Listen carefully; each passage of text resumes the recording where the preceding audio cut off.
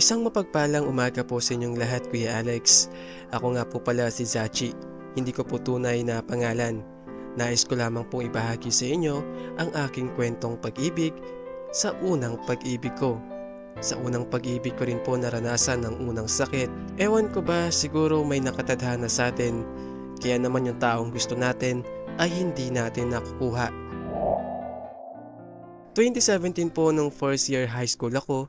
Dito ay una akong na-inlove sa isang babae. That time po ay nakilala ko ang mga kaibigan ko na kahit hanggang ngayon na first year college na kami ay still magkakaibigan pa rin.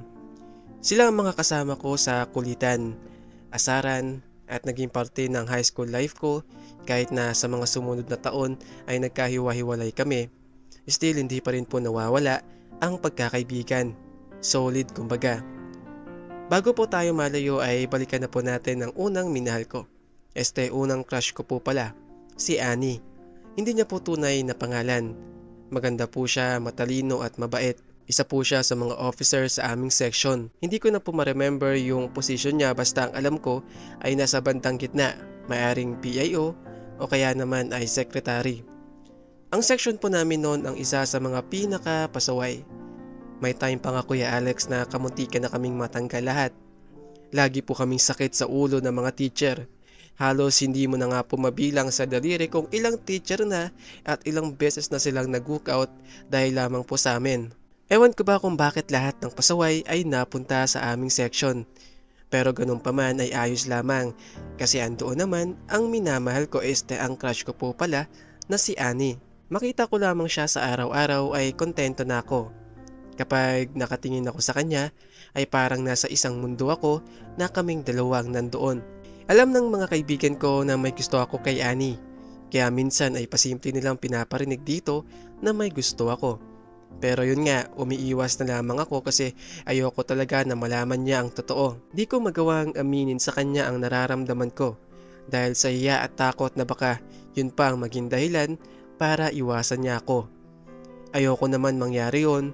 Isa pa, nababalitaan ko rin kasi noon na may nanliligaw na sa kanya mula sa ibang section. At ang balita pa ay mukhang may gusto si Annie dito. Kaya naman mas lalo ko nalang tanggap na hindi nga siguro kami ang para sa isa't isa. Oy pare, si Annie oh. Ang sambit sa akin ni Bonnie. Nasa kantin po kami noon at nakapila para bumili ng banggitin ni Bonnie na nasa tabi namin si Annie. Bali 3 kasi ang pila noon sa may kantin. Suddenly po ay pasimple na nagparinig ang mga ito. Ako na nga lang pong nahiya. Magkatabi pala yung itinadhana. Ay, pangaasar pa ng mga kaibigan ko. Ano na pre?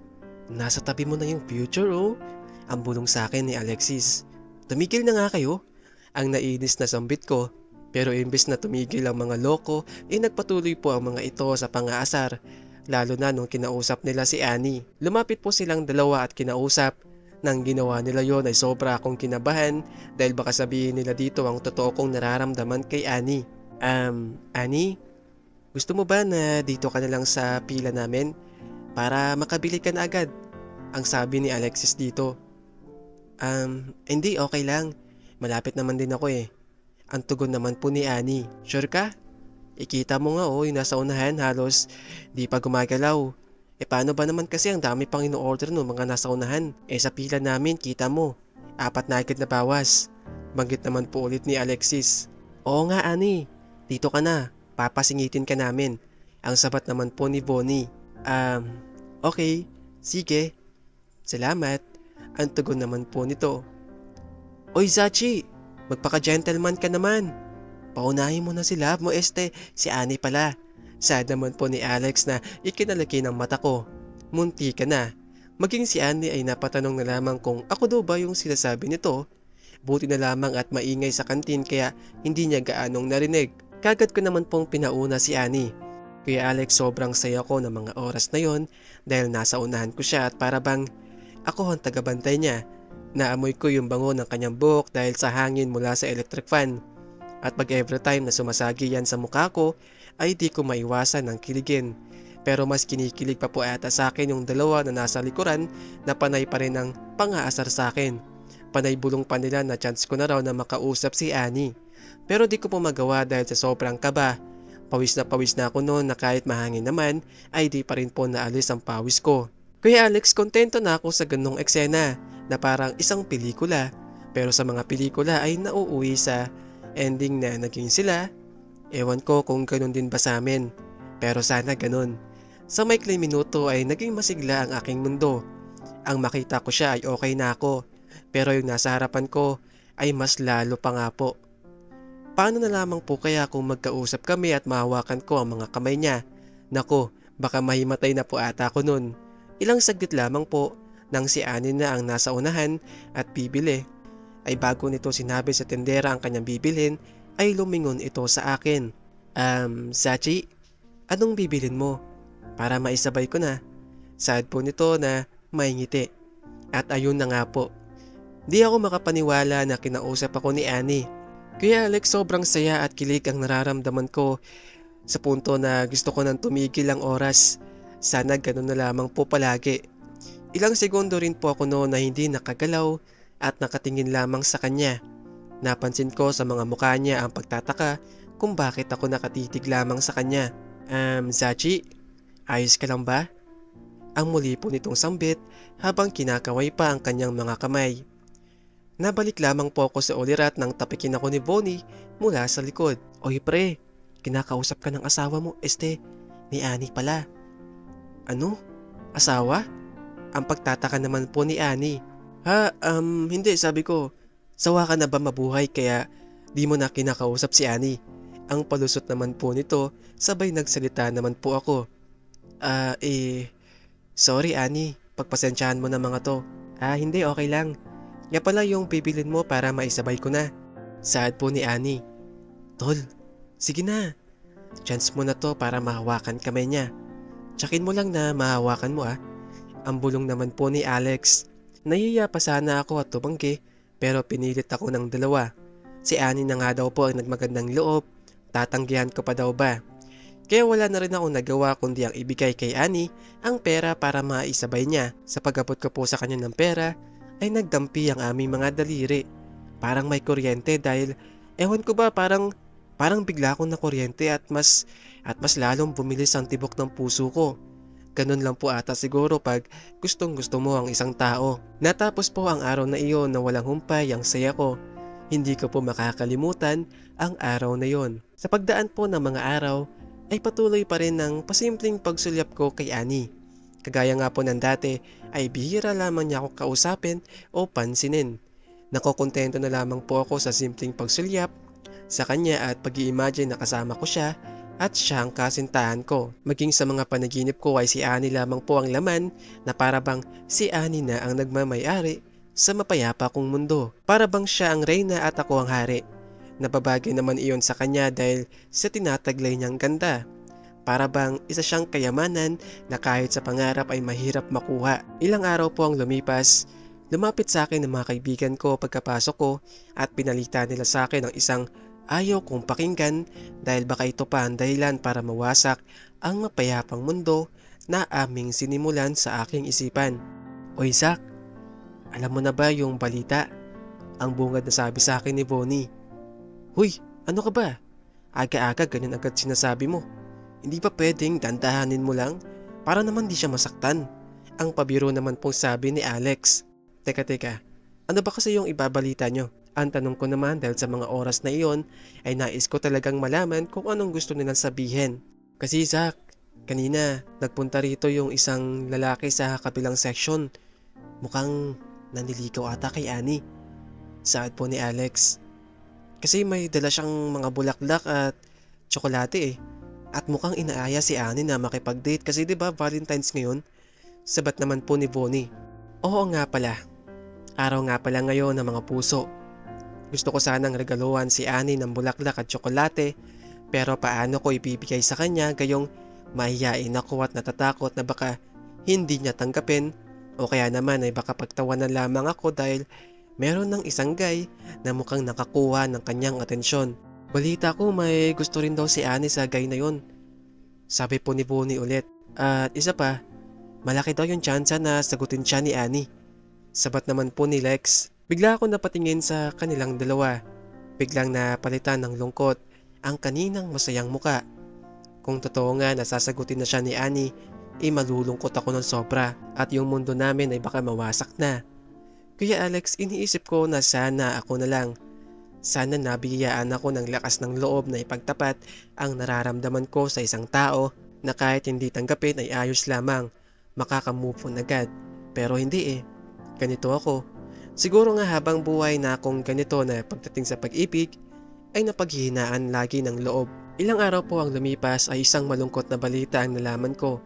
Si Annie ay sinagot na yung guy sa kabilang section. Sobra akong nasaktan lalo na pag nakikita ko sila na magkasama. Sobra akong nanghihinayang na sana ay maaga pa lang sinabi ko na sa kanya ang nararamdaman ko, di sana naunahan ko pa. Pero sadyang mapagbiro ang tadhana. Dahil ilang buwan po makalipas ay nabalitaan ko na hiwalay na raw si Annie at ng kasintahan nito. Usap-usapan na babaero daw po yung guy. Marami daw po itong hilalandi ng mga babae. Nang mabalitaan ko ito ay sobrang saya ko.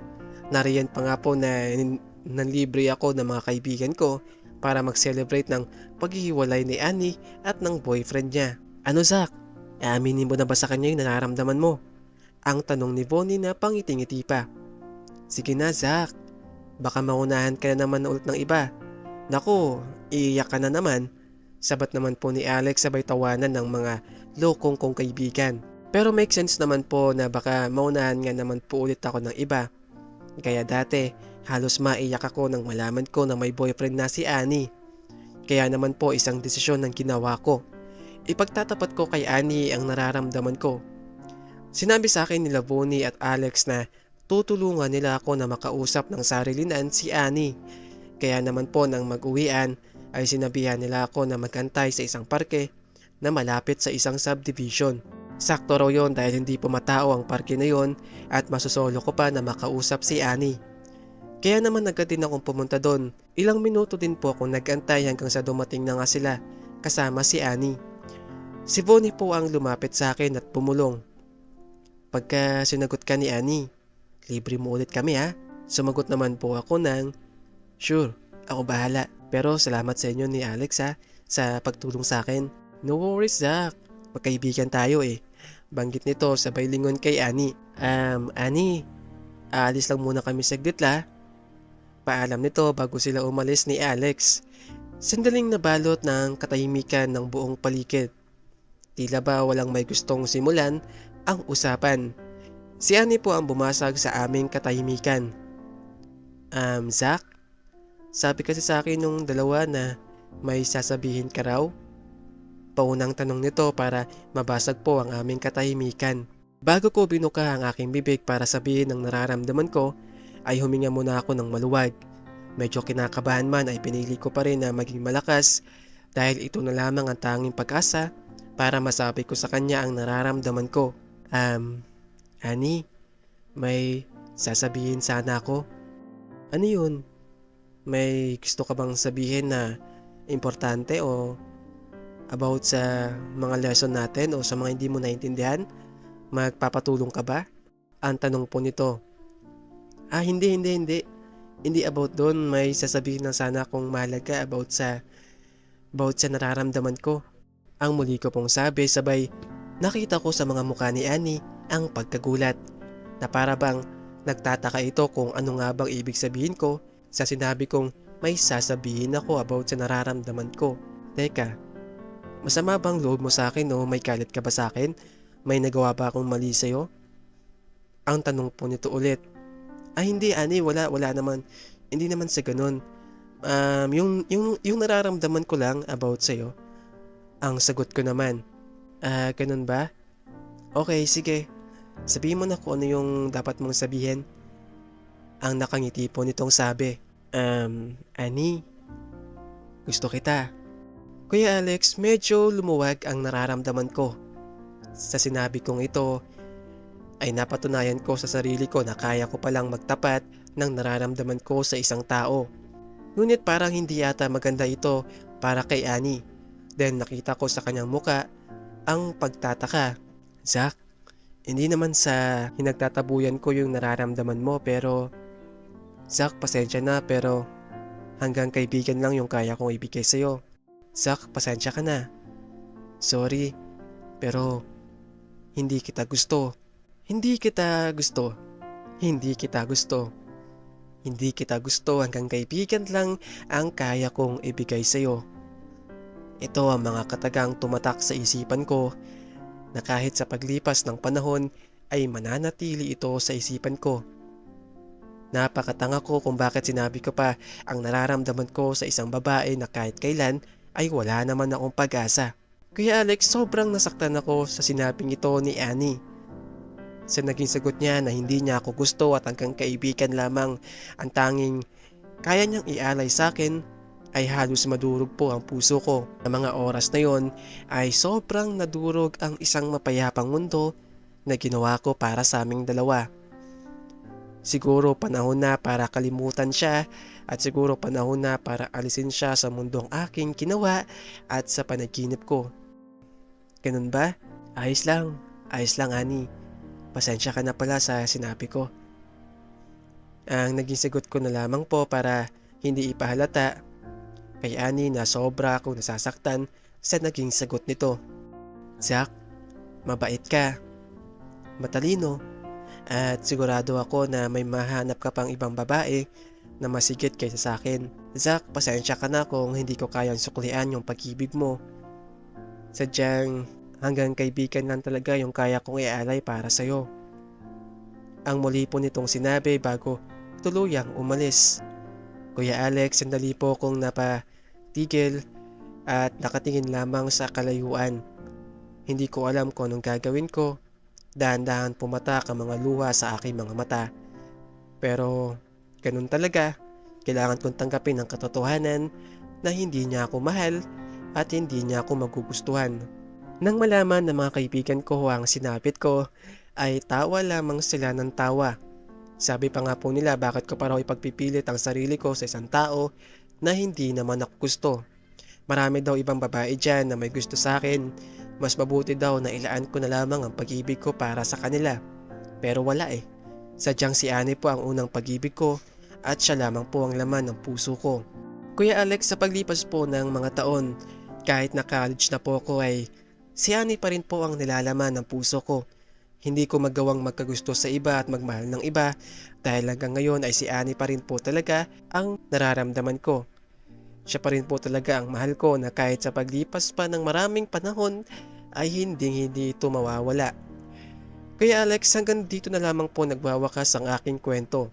Sa mga panahon na ito, sa mga oras na ito ay nagkakaroon pa rin naman po kami ng communication ni Annie, pero hanggang magkaibigan lamang.